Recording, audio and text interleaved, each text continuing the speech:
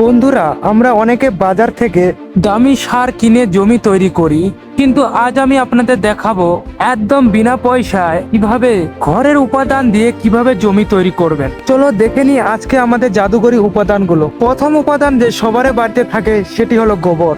ভাই, গোবর হলো মাটির প্রাণ। যেমন আমাদের জল প্রাণ, সে হলো মাটির গোবর প্রাণ। এতে প্রচুর নাইট্রোজেন আছে, যে গাছের বৃদ্ধিতে সাহায্য করে এবং মাটির গঠন উন্নত করে। দ্বিতীয় উপাদান হলো চিকেন লিটার। বাংলাতে আমরা মুরগির চাদই বলি, কেউ বলে মুরগির ভুসির চাদই। এটি হলো দ্বিতীয় উপাদান। ভাই এটাতে উপাদান আছে ফসফরাস, আরও আছে পটাশিয়াম। এটি মাটিকে দ্রুত উর্বর করে তোলে। তাই দামি দামি সার না ব্যবহার করে এটা কিনেলেন 2 বস্তা, তাও আপনার জমিতে অনেক উপকার দিবে। ভাই আপনাদের ওখানে এদের বস্তা কত এটা আমাকে বলবেন। আমাদের এখানে 225 টাকা নেয় এক বস্তার দাম। 3 নম্বর উপাদান হচ্ছে ছাই।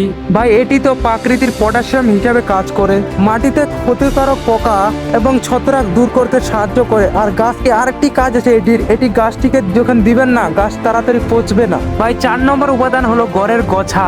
আমরা তো গোছাই বলি। এটি তো আমাদের সবার বাড়িতে থাকে যারা গরু পুষে বা ছাগল পুষি। ভাই এটি মাটিতে মিশে হিউমাস তৈরি করে। এটি মাটির পানি ধরে রাখার ক্ষমতা বাড়ায়, মাটিকে ঝুরঝুরিয়ে রাখে। ভাই সত্যি বলতেছি ভাই, যদি এগুলো উপাদান দেন, আপনাকে দামি দামি সার ব্যবহার করার দরকারই নেই। এমনি আপনার ফসল এমন হবে না যে মানুষ দেখে থাকবে। ভাই এখন জমিটি কিভাবে তৈরি করবেন, প্রথমবারে চাষ দিয়ে দেন, হাল দিয়ে দেন জমিতে। যদি মাটিটা আলগা হয়ে যায়, চাষ দিলে ভালো হয়। ভাই এখন পরিমাণ মতো শুকনো গোবর বা কাঁচা গোবর এবং ভুসি আর ছাই ছিটিয়ে দিন।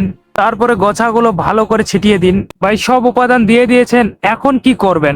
এখন পানি দিয়ে দিন ভাই, ভালো করে পানি দিয়ে 7 দিন রেখে দিবেন। পানি দিলে ভাই সব উপাদানগুলো ভালো করে মিক্স হয়ে পচে ভালো সার হয়ে যায়। বন্ধুরা, এভাবে জমি তৈরি করলে আপনার 1 টাকাও খরচা হবে না সারের পিছনে, আর ফলন পাবেন দ্বিগুণ। মনে রাখবেন, সুস্থ জমি, সুস্থ মাটি মানে সুস্থ গাছপালা।